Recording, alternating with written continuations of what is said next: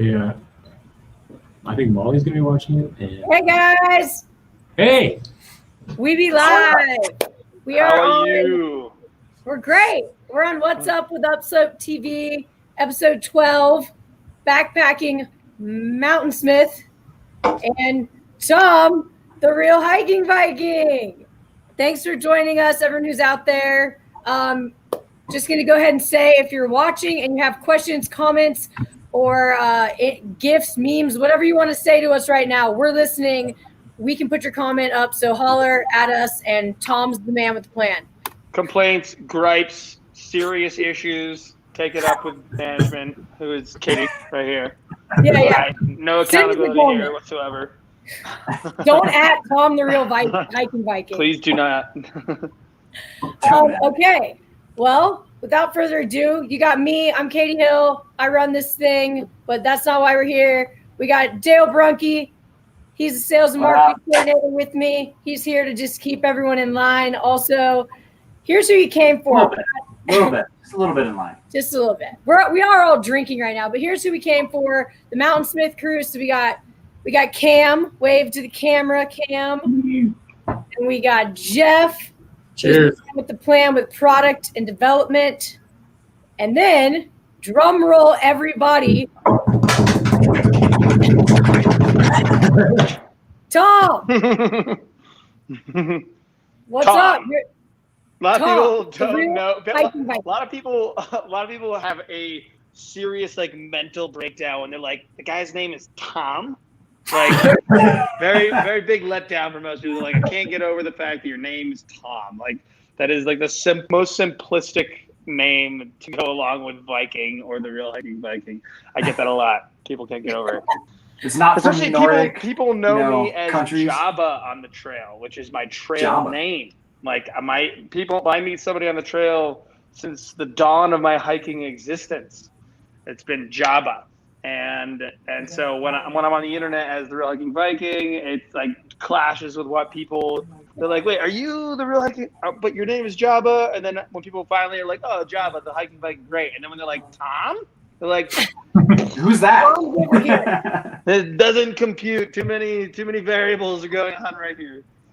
So that's awesome. Yeah. Well, we are all gathered here today to talk about backpacking and Mountainsmith, and Tom, what you're about to be doing, and kind of your adventures in through hiking and how you guys know each other. So I would say, without further ado, Cam and Jeff, take it away and tell us a little bit about Mountainsmith, who you guys are, how long you've worked there, what it's like, and all that stuff. Yeah. So I guess to kick it off, I've been here for 2 years. Jeff, a year and a half. Yeah. Yep. And we are a hiking and backpacking and camping company, gear company out of Golden, Colorado. We've been around for 40 years. And yeah, I guess the way we met Tom, I think you stopped in once to get a fanny pack to hold your camera. And over time, I think you were just Tom with the fanny pack. Can you not hear me? I can't hear them personally, really? So I don't know what the deal is with that. Well, that's weird. Here, let's take. Interesting. Great. Can you hear me, Tom? I can. And I'm good to go, right? Yeah, no, you're good. You can't hear me either. You can hear me. Remedy that in this. All right, here we're gonna remove you, Jeff and Cam, and we're gonna invite you back, and we're gonna see what happens. Yeah. All right. Pardon the technical difficulty. Come back with a beer in hand. Yeah. All right, Tom, tell us when they come back if you can hear us or hear them. Good. All right. Tom, can you hear me? I also couldn't hear is it Dale? Alien. I couldn't hear Dale either, but Dale works for Upslope Marketing. Yeah. Just doing my job. Marketing right now, in fact. Can you hear us now? I can hear you guys. Yeah, you might have to do the same thing to Dale, so I can also then hear Dale. I don't know what the deal is, but I can hear you the whole time. I'm just drinking over here. Don't mind me. Yeah, don't worry about us. Take it away, Cam. I'm gonna give you a solo screen. Shoot. Yeah. So Tom's been a partner of ours for 4 or 5 years now, Tom. And last year we launched a brand new through hiking specific pack with him. It's an ultralight pack. It's this guy right here, the Zerk 40, as well as some badass trekking poles right below it, the andesite trekking poles. Here, I'll put them on the screen. Yeah. Yeah, so that's the andesite trekking poles and the Zerk 40 backpack. Look how pretty those are. So beautiful. Those are so beautiful. I love the colors. Yeah. But yeah, I mean, Tom can tell you more about what went into the development and testing process to create those packs. But yeah, we're super excited to have him on board, and yeah, it's kind of like some of our favorite gear that we've ever produced because it's really specific and focused. But for the through hiking community, right? The Exactly. light, all that kind of stuff. And that's the thing, and that's why Tom's such a great partner is we wanted to make a product that was so much more approachable in the through hiking community, something that was, didn't look like a grocery sack like a lot of those bags tend to do. Sorry about it, but that's just the truth. It's a really great functional bag that like can make lightweight hiking more approachable to more people instead of just that very small cottage community. And we're really proud of what came out of it. So, Tom, do you want to real quick, if you can hear me, holler if you can hear me. I can hear you just fine. I can hear everybody. Cool. So do you want to kind of explain to the viewers who are watching what through hiking is exactly and kind of what it means to you, how you got into it? And yeah, I don't know. I think some people know what it is. They just maybe don't know it's called that. So do that. Hiking, the real quick down and dirty is essentially, you can quantify as any distance of trail, but it's typically understood that it's more of a long distance hike, and long distance being like, I would say anywhere from 100 miles to like 3,000 miles or however big the trail is that you want to do. And the whole concept of through hiking it is to do the entire thing in one shot, one go. You can do it in other ways too. You can section hike it. If you get it all done in a calendar year, it's also quantifiable as a through hike. But largely understood as hiking it in one shot. So if it's the Appalachian Trail, which was my first through hike in 2013, I did it. I took 6 months out of my my life and went and did the whole thing from March to September 2013. And I got into that kind of just, I was working part-time. I was working part-time at a titanium outdoor gear manufacturer that makes campwear, tent stakes, sporks, forks, knives, alcohol stoves, pots, pans, all that kind of stuff. I was working there part-time at this company called Vargo Titanium right when I got out of the Marine Corps when I was attending college back in Pennsylvania in my hometown at Bucknell University. And that job took me to the Appalachian Trail festival in Damascus, Virginia called Trail Days, where I set up a vendor booth and was selling gear to through hikers. So this would have been in like May of 2012. This was during my second year at Bucknell. And I had no idea that people through hike the entire Appalachian Trail. I had no idea that this festival for hiking existed. And mind you, this is like the country's largest hiking festival. It's like a kind of a 2.5 day party over the course of a 3-day weekend, essentially. And I show up there and start interacting with people that had already hiked about 500 miles or so from Georgia.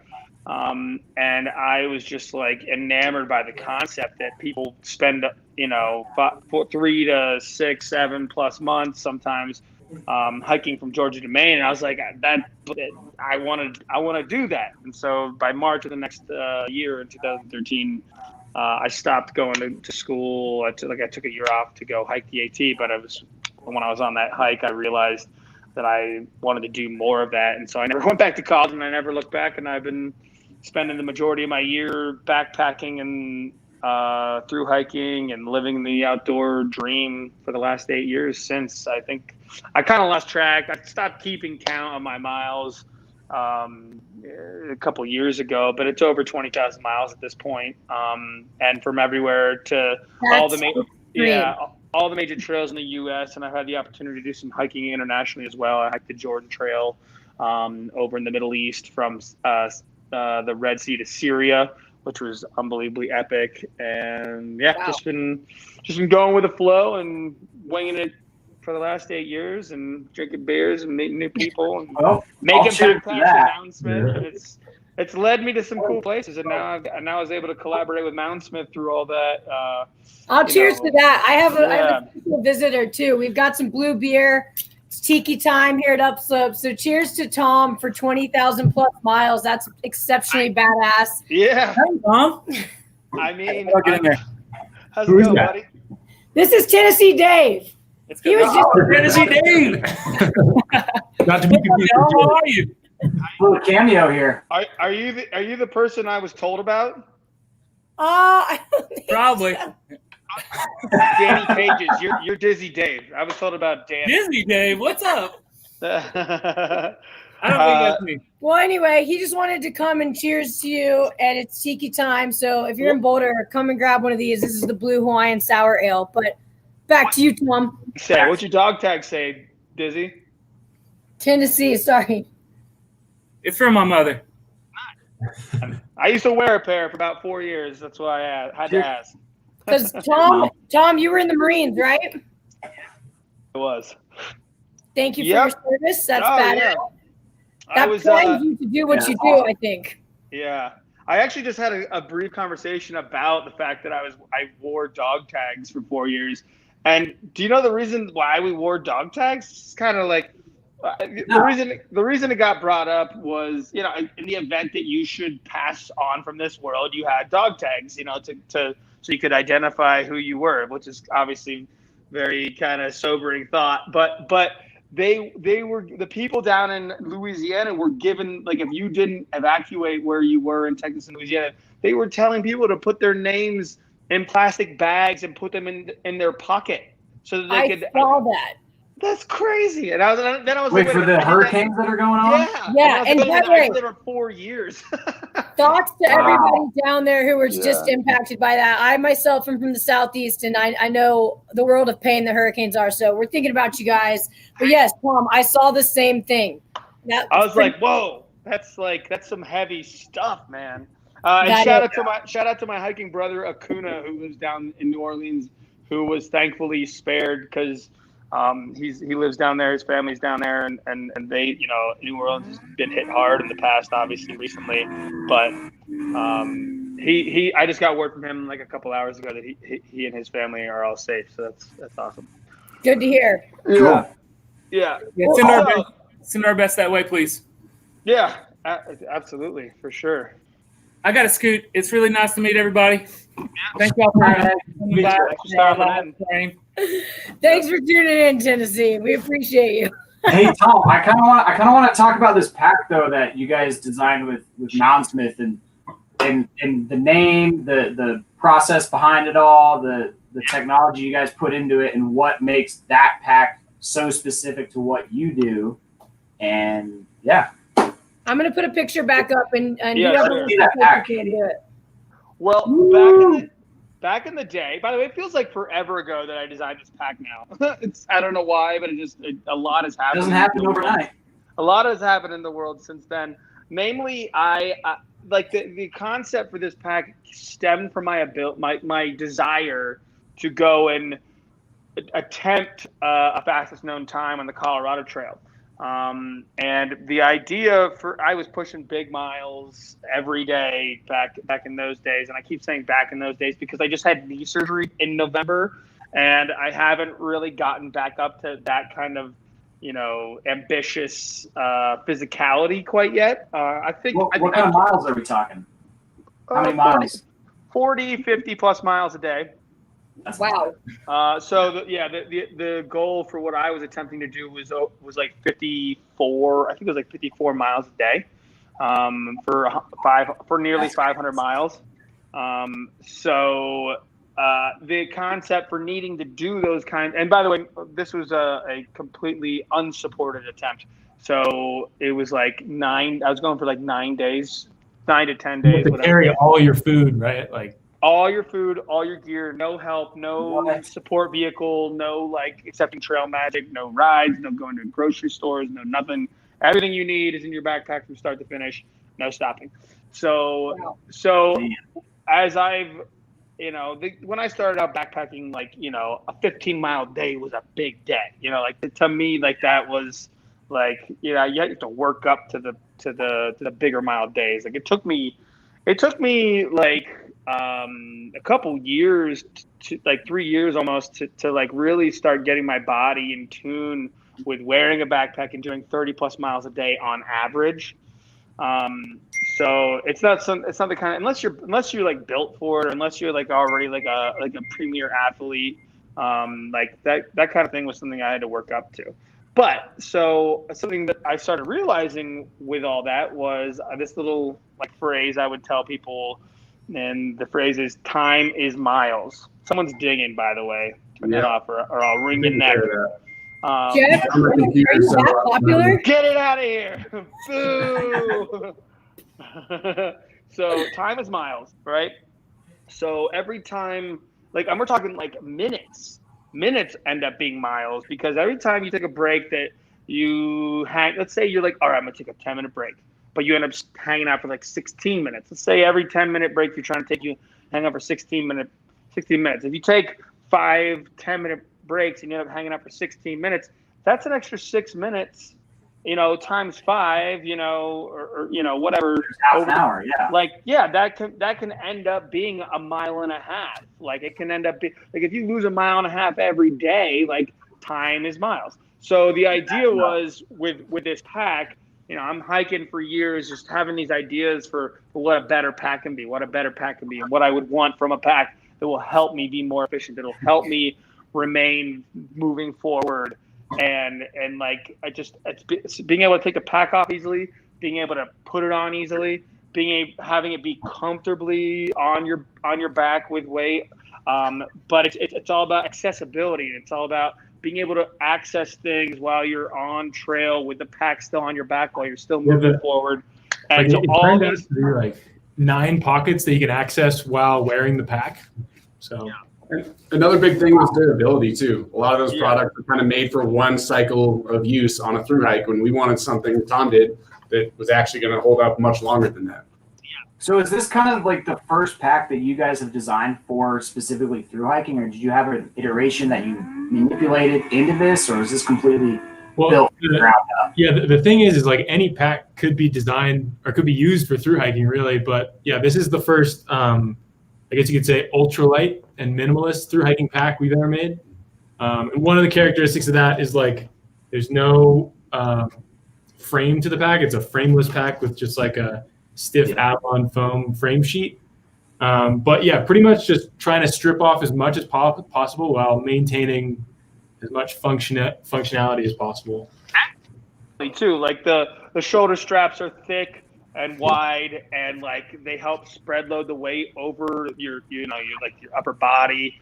And there is a minimalist like hip belt, so to speak, but it's really just a web strap that buckles to keep the pack like kind of tight to your back, which is removable. So some people don't like, having anything around their waist. I personally don't want to have a hip belt around my waist.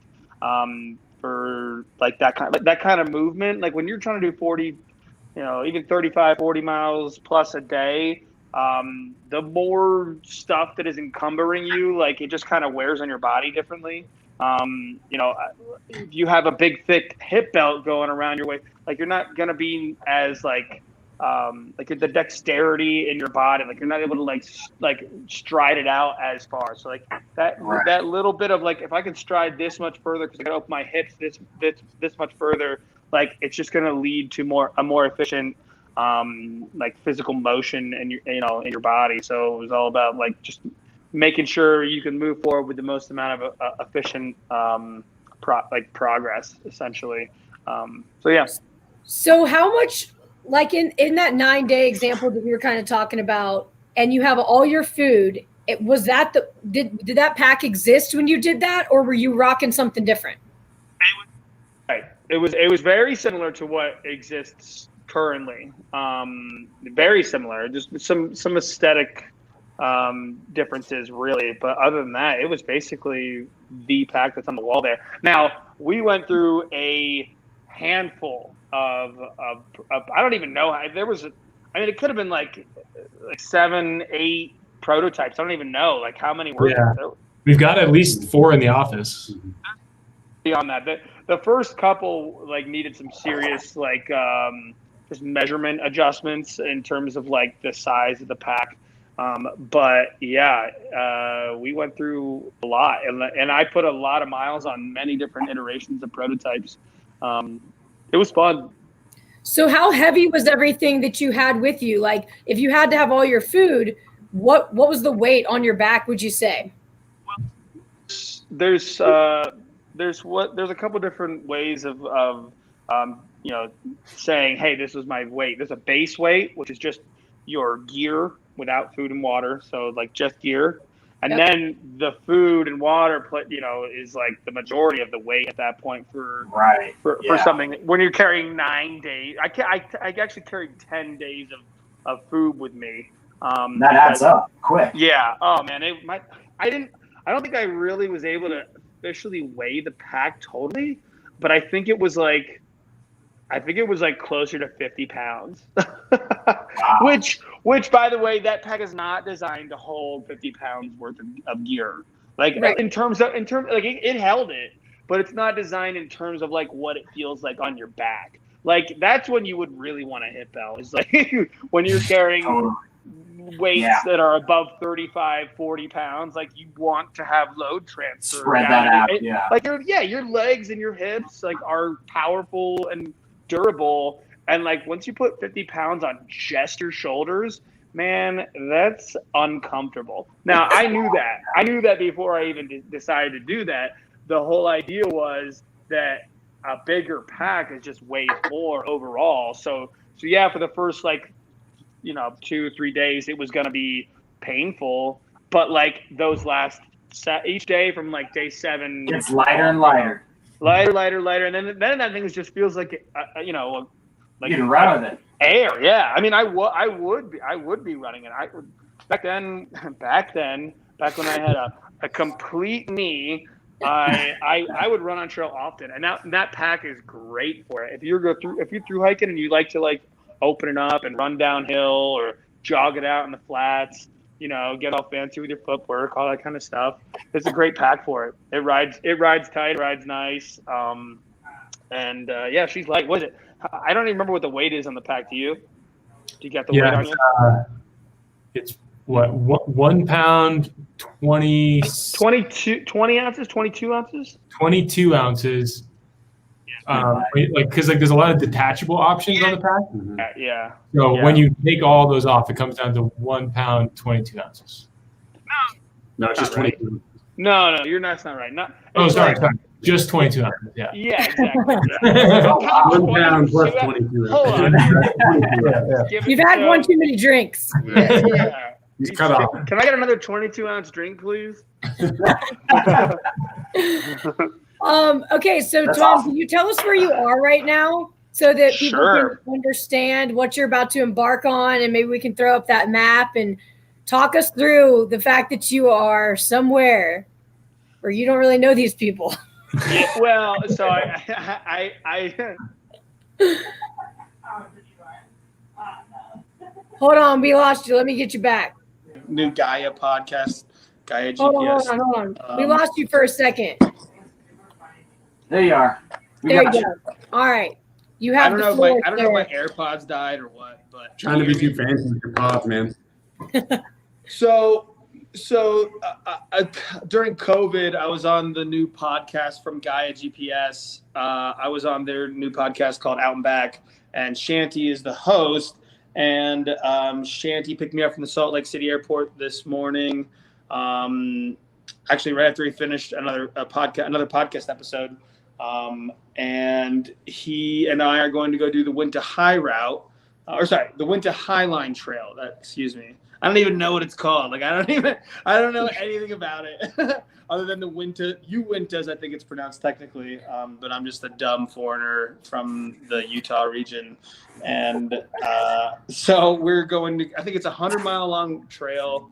The last 30 miles of it are the last 30 western miles of it are I think closed due to fire. I don't know what the name of the fire is going on right now over there, but so we're gonna do 70 miles of it, and then spend another couple days in the Wasatch Range and do some day hikes or whatever. So I'm here for the next 8 days or so. Thought I was getting away from the fires of Colorado by coming here, but apparently everywhere's on fire out west. So it is what it is. You got to hike where you can hike, and the summer's rapidly closing. So I had all kinds of plans to do all kinds of trails this year, including I was going to head to Kenya and Rwanda and Lebanon even this year. Were all very much in my plans to do. So I've had to narrow down what my possibilities have been this year, due to COVID and due to some other extenuating factors. But it's actually been good for me to kind of slow down this year. I haven't had a true slow year in a long. And this is like, again, like 2012 was the last time I wasn't like doing thousands of miles a year. This has slowed me down a little bit, which is good coming off of a knee surgery in which that I probably should have like recognized that I should slow down just to let it come back to some level of normality. So, but coming out here to do a trail that I haven't done before is a good opportunity. Meet new people here it's a great opportunity to kind of still salvage what can be a great summer of hiking. So I'm stoked to be able to do it.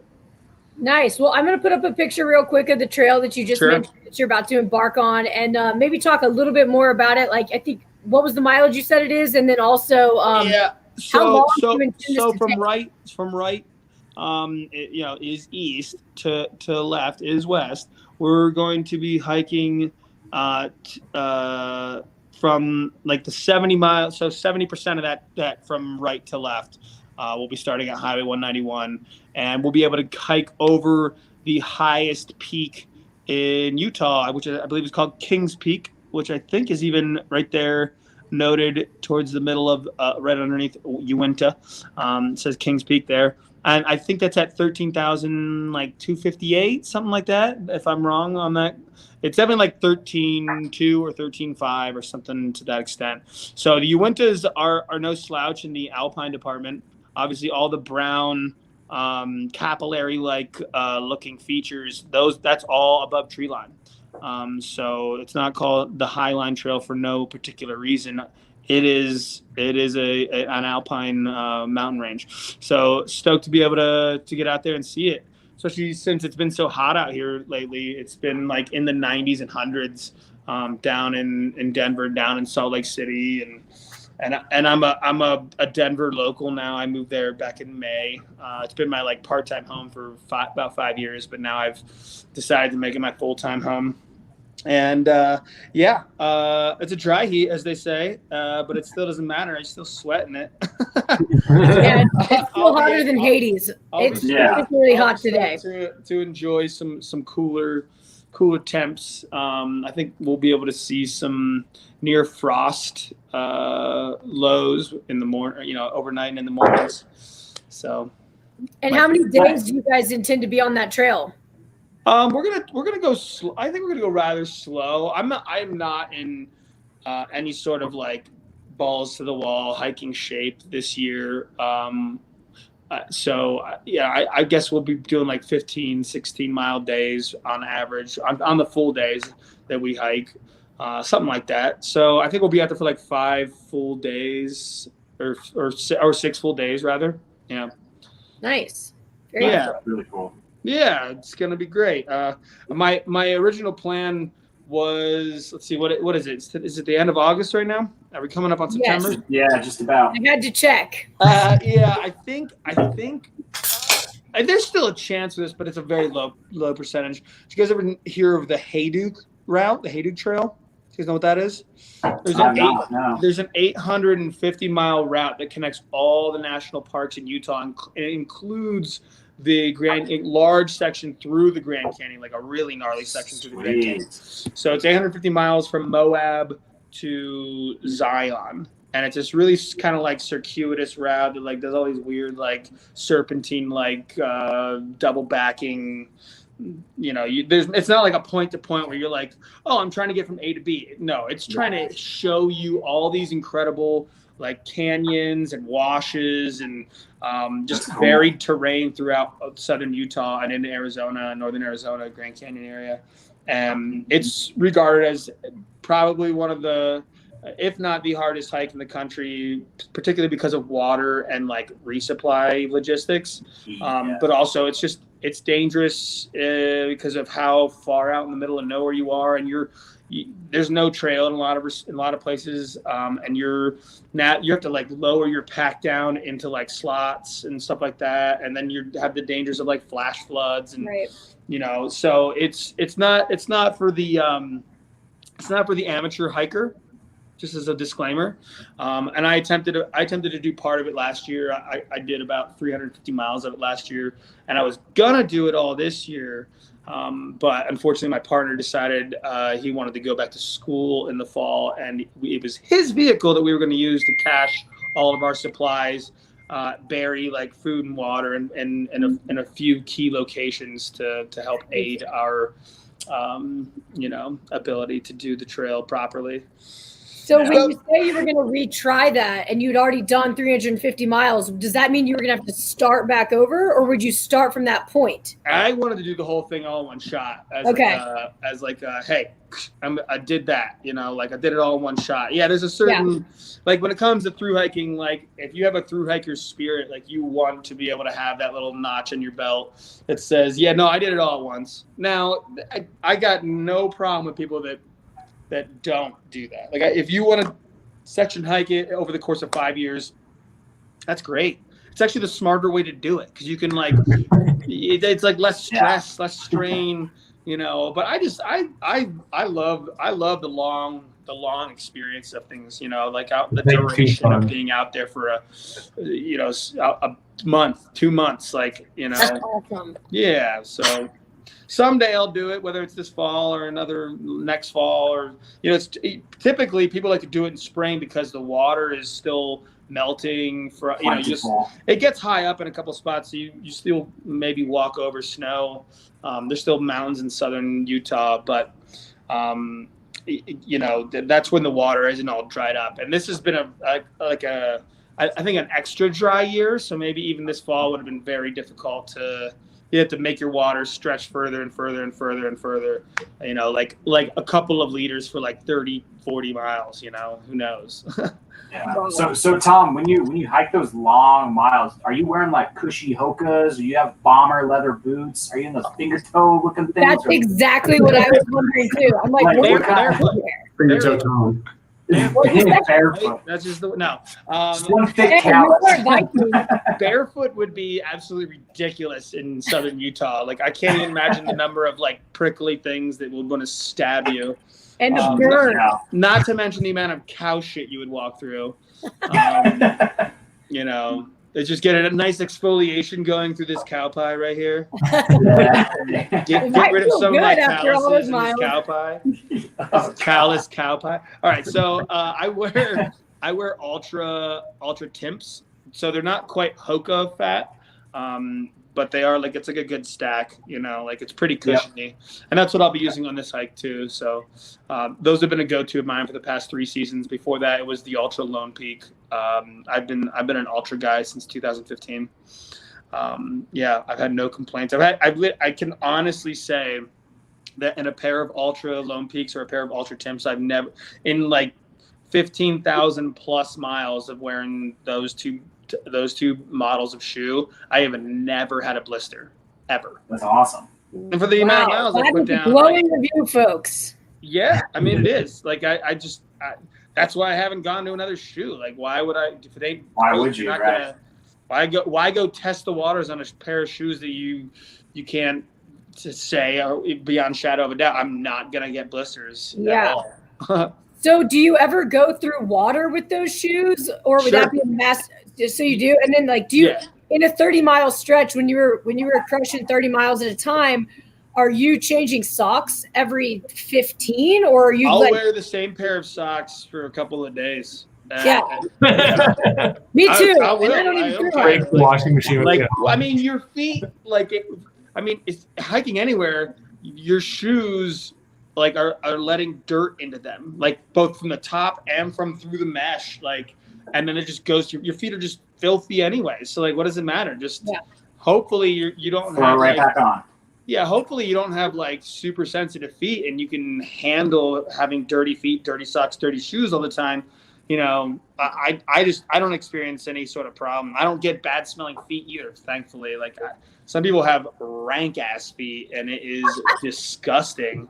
But and I'm not just saying that, like, you know, like people walk around like that shit don't stink. Like my feet actually don't smell bad.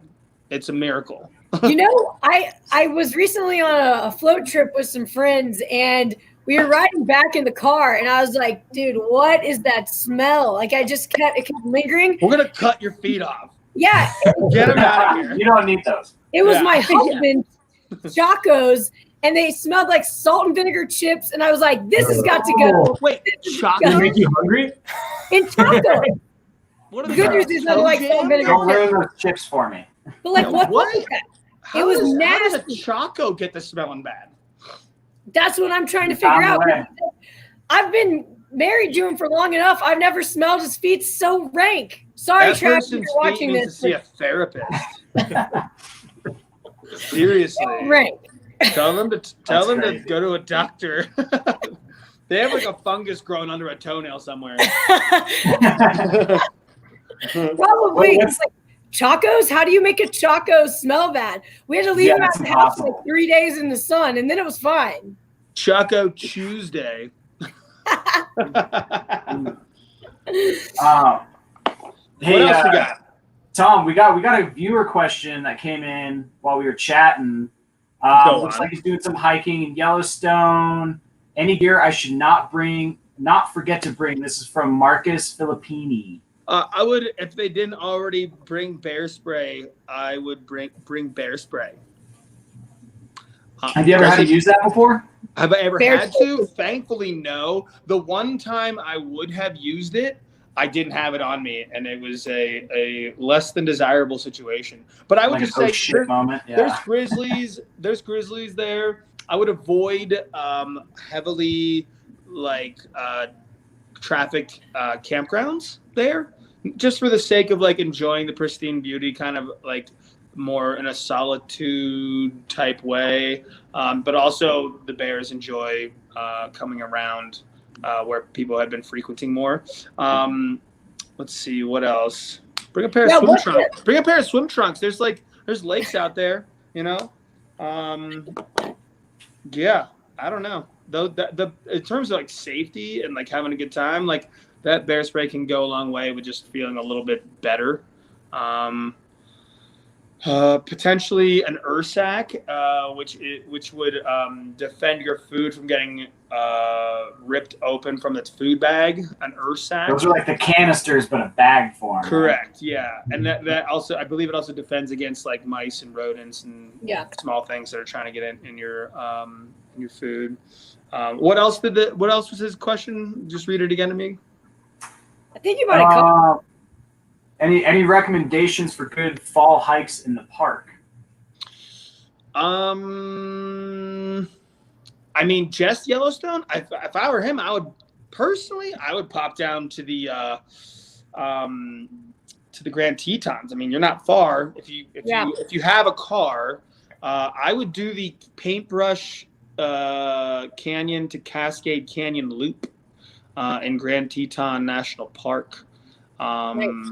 Yeah, that really cool. was like my first introduction to that region, was doing that loop. And one of my best friends from my childhood, he lives on the backside of the Tetons over by Grand Targhee. And I would hike up from his house. Literally, he lives on the backside of the national forest over there. I would hike up from the backside of his house. In fact, while I was testing prototypes for the Zerk 40, I would hike from out his back door, hike through Teton Canyon up to the Teton Divide, then down Paintbrush Canyon, loop around, hike up Cascade Canyon, and then pop back over to the other side of, because like the Teton Divide is like Teton National Park here, Teton National Forest over here, and you can camp without permits on my buddy's side of the Tetons. So I would just like set up base camp, and I would be training for the Colorado Trail with my Zerk 40 prototype, doing like circuitous hikes, and just staying at altitude to get like acclimated and all that kind of stuff. And Cascade and Paintbrush were some. Those are like my stomping grounds, but yeah, Nice. Back in I think it was 2010, I did a road trip out to the Marine Corps to go drive my brother's car out to his new house in Pasadena because they were driving their family car out and they needed their other car to get out there somehow. I was like, hey, I'll do it. I was like, if you allow me like a 2-month road trip with it, Good trail. and he's like, sure. So like little did I know that when I hit Grand Teton National Park in 2010, that by 2020 I would have hiked 20,000 miles and make that area like a part-time home a couple years ago. It's been interesting to see the way life has worked out since pre-beard, since pre-Viking, since pre-Zerk, since How long has it taken to get that beard that length? Well, I haven't seen my face since since February of 2013, and just this fall I chopped off, like, as you can see, I don't have any hair. My hair was like down to here.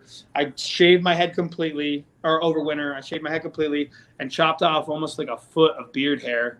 So, Holy moly. There's no like, I've reset it a couple times for weddings that I've been in. And by reset, I mean trim the ratty ass like ends off.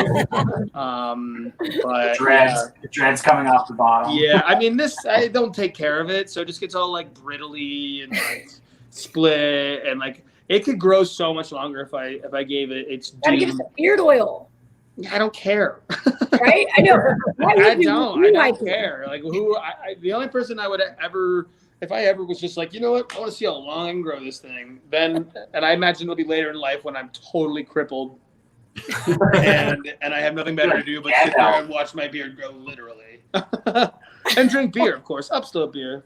It's like I'm gonna drink up the slope of my beer with my Upslope beer. And it'll dribble down. Wipe your mouth. Dribble down the hair slope. We'll have to come out with an old man like bearded like vibed beer one day. We'll collab on that. Okay. You should. In fact, what it'll just be is like we'll like blend in pieces of my locks. A brewery did that one. They took like the natural yeast off somebody's beard and used it to brew a beer. That concerns me. It concerns you only because we're going to make millions of dollars making this beer work. Yeah, what are you going to do with all the money? How much of it's mine? Okay, so I'm like really interested, Tom, to hear. I'm sure you have crazy stories because you've been all over the world hiking an insane amount of miles. So I want to know, like, what's one of the craziest things you've encountered or that's happened to you, or whether it's like you saw your best friend on a trail and you didn't expect to, or an animal, or a crazy weather situation, or a run-in with I don't even know what could possibly happen when you're doing what you're doing. You just named them all. No. Someone gave birth on a trail. Like, what happened? That's the second thing is like, there are so many of these types of stories, and I don't just have like a filing cabinet that I can just be like crazy stories. You gotta write a book. I tend to like forget some of them because there's just so many new stories that like come along next, and it's like after 8 years of it, like I don't recall them all as well as I wish I could, but I still can name many.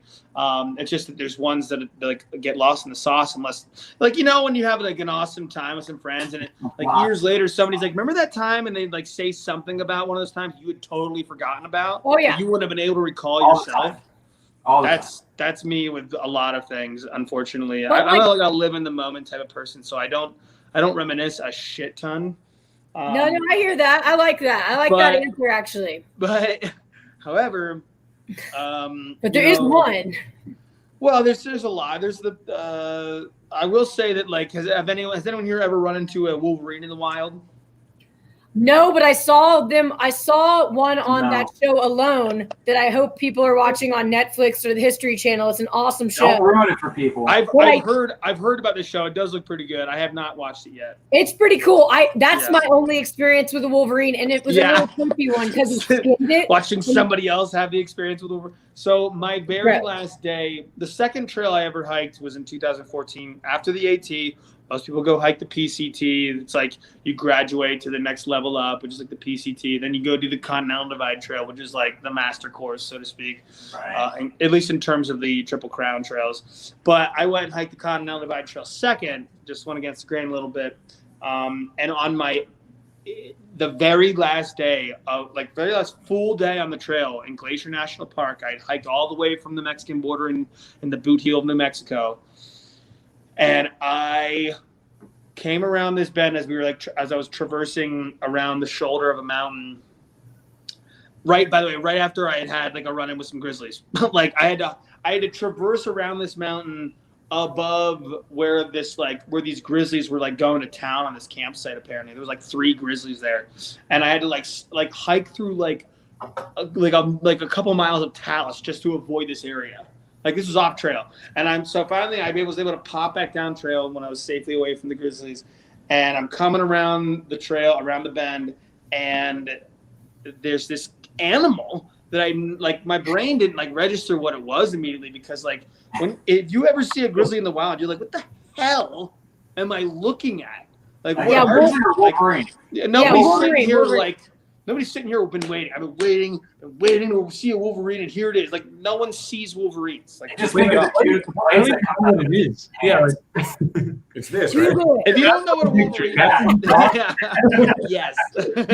If you don't know what a Wolverine is, it's part X-Men, part man bear pig, part it's like if a badger was crossbred with a bear, essentially. It's Oh, creepy. shit. That sounds like It's gnarly. I mean, and it's also supposed to be more ferocious than a bear too. It's just this gnarly. It can charge up and down mountains like you wouldn't believe. you're It's just pissed off all the time too. yeah. Their claws are but- really intense too, and they can get up totally. If you skin the bark off of a tree and try to put food up at the It can top, still get up there. it's still gonna get it. And Yeah, they're yeah. massive scavengers in that regard. Yeah. So Thank you, Alone. it's my brain was just did this thing where I was just huh? What am I looking at? I wasn't even it was 15 feet in front of me on the trail. Yeah, that's my buddy. That's my buddy. All right. It was very And friendly. so I mean, it was probably only a couple of seconds in my brain. A couple of seconds went by in real time when my brain was minutes, and once I realized it was a Wolverine, I was just holy shit. And I was actually able to pull my camera out, and I grabbed a picture of it, a pretty good picture of it. It didn't even get aggressive towards me. It didn't even run away quickly. It just looked at me. It was on the trail. It was climbing up across the trail in front of me. But it stopped on the trail, looked back at me, and then we locked eyes, and I was just I just saw one of the most people go to scientists, biologists, whatever, go to try and study things in the wild, and some of them will never see one. Yeah. And I got to experience one extremely cool. close and even get a picture of it. It was the highlight of the cherry on top at the end of my hike was just having that moment with that animal. It was a beautiful animal too. It was cool. It was real That's cool. crazy. That's crazy. awesome. Jeff, there been, Jeff, a couple of I'll ask Jeff a question. What real about- quick. yeah, go ahead. Has there ever been talks at Mountainsmith about concealing a sword in a hiking pole to fight off Wolverines? Well, We're I working will on a say, prototype Wolverine-proof fabric, though. yeah. that you just get inside the backpack and you close it over top. I will say that we are in talks at Mountainsmith with maybe not creating a sword out of a trekking pole, but we are discussing possibilities with trekking pole for a product that has never been made before.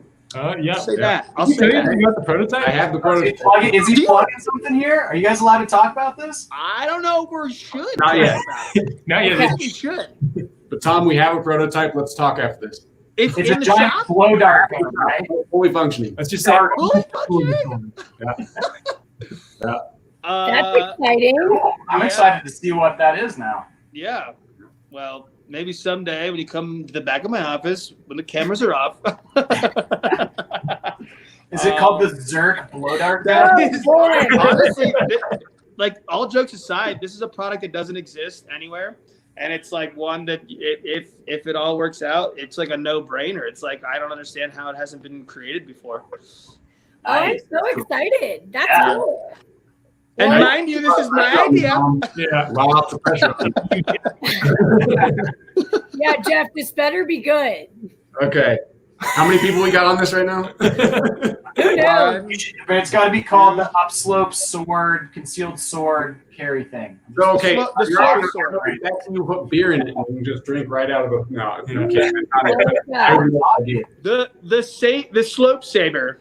Yeah. Rope saber. Ooh, I like it. Yeah. We don't have a ton of time left, but I like where our head's at in talking about like new gear and innovative items.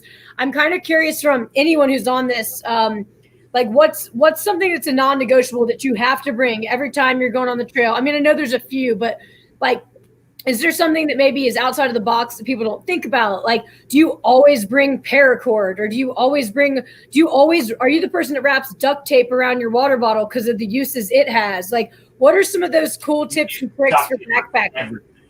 Love that. So I'll say one, baby wipes, because you never know when you're gonna shit yourself. Two, So that's happening before is what he's saying. Yeah, where was that story? I mean, I was gonna get to it. All right. Or Yeah. electrolyte tabs, because you never know when you're gonna have to drink your own piss. Whoa. Wow. I did it one time. What Don't is it? recommend it. Terrible.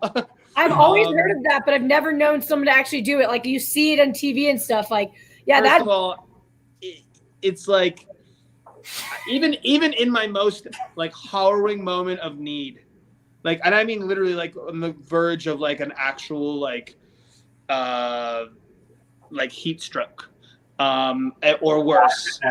That's I even filtered my own urine, and it was so awful that I spit it out. Like even when I needed it, I didn't like.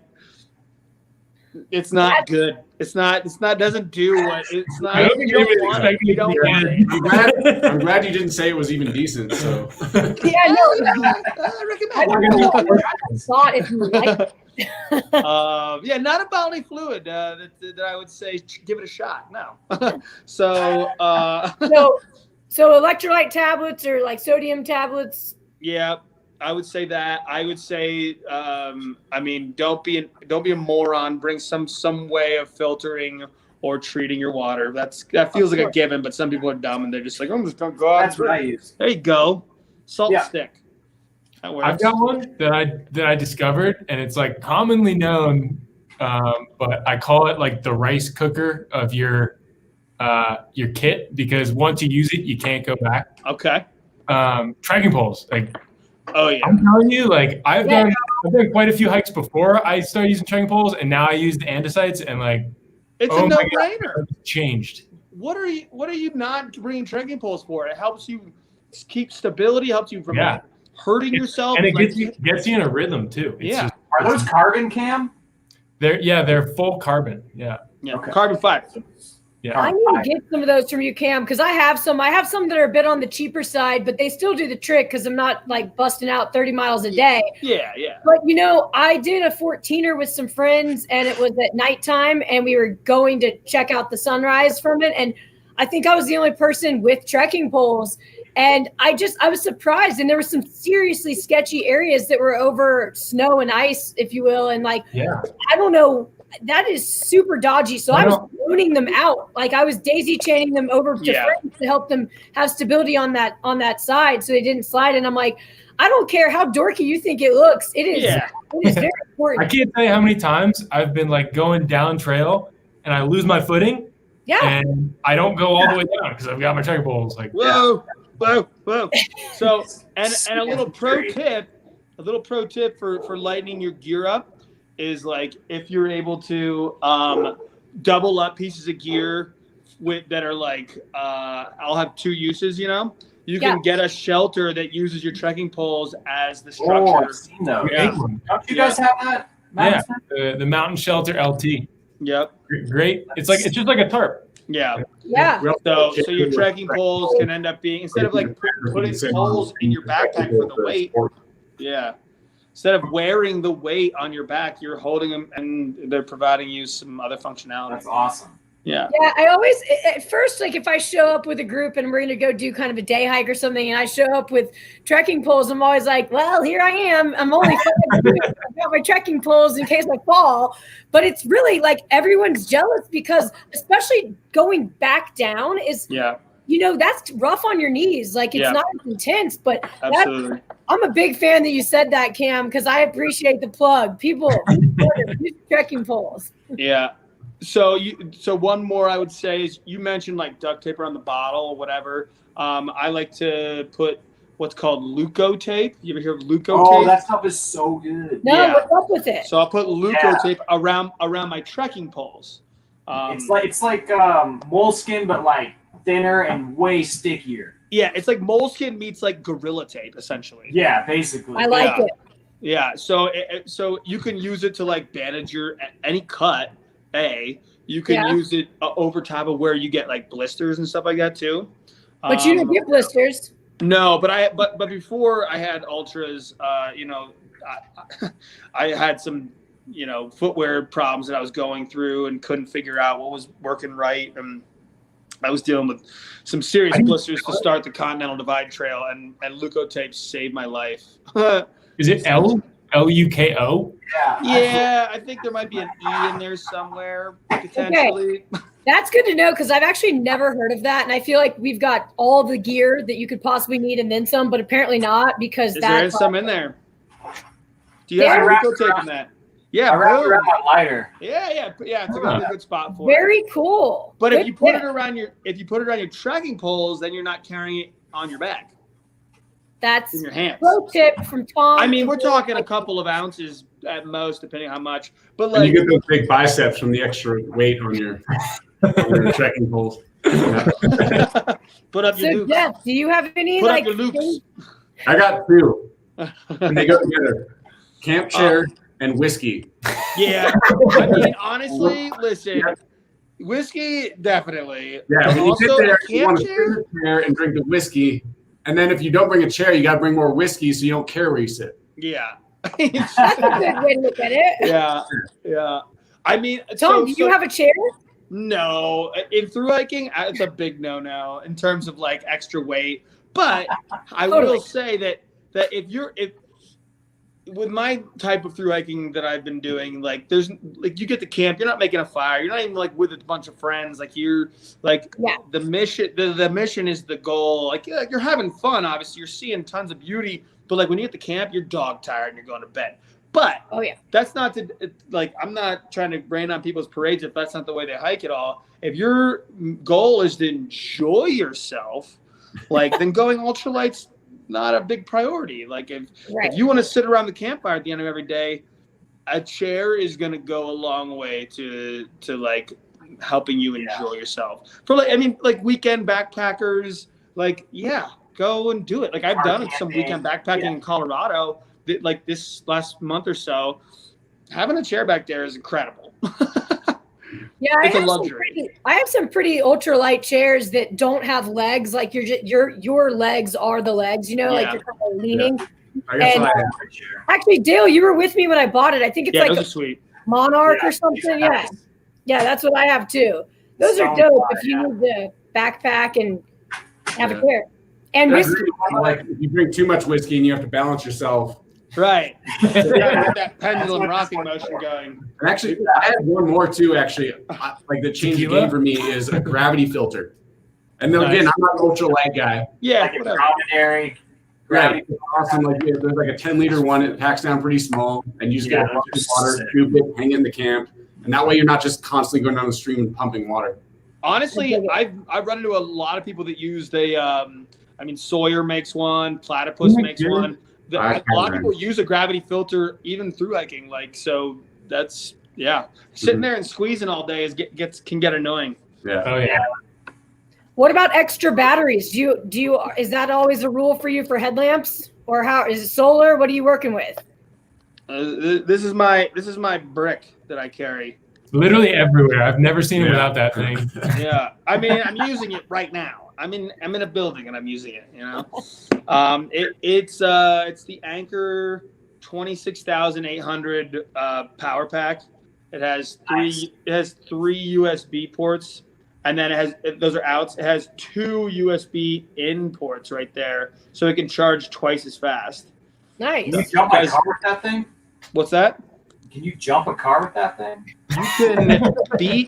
You can beat somebody with this thing. Is what you can do. This thing is that Wolverine. See, you don't need a trekking pole. Yeah. No. So I definitely always have power with me because I like to stream music, or I have music downloaded or whatever, podcasts, or even using my Gaia GPS app. You like that product placement? Love it.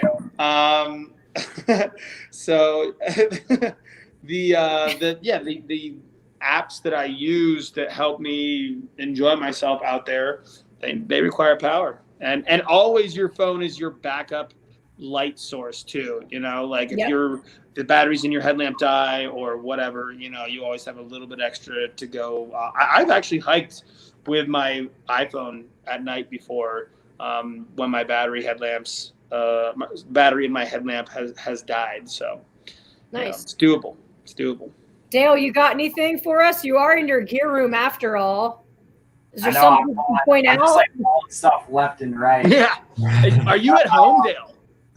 Yeah, I'm working from home in my gear room here. That's nice. I was quickly accessing everything. Yeah. Do I have anything that I bring with me all the time?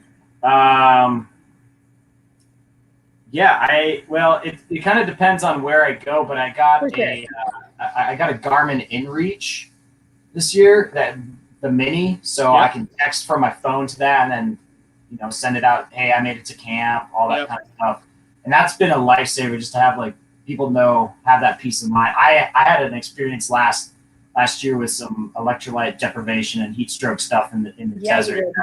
So I picked one up after that. So just to have that little sense of security, but also knowing to not have that as that easy out kind of thing with the SOS. Yeah.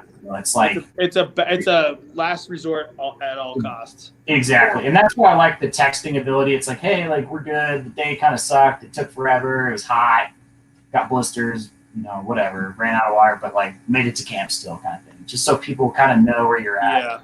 Yeah. But that's probably one thing even on mountain bike rides around here that have been going on. I've been things can change like that. Things can change in an instant in the backcountry. We take for granted the fact that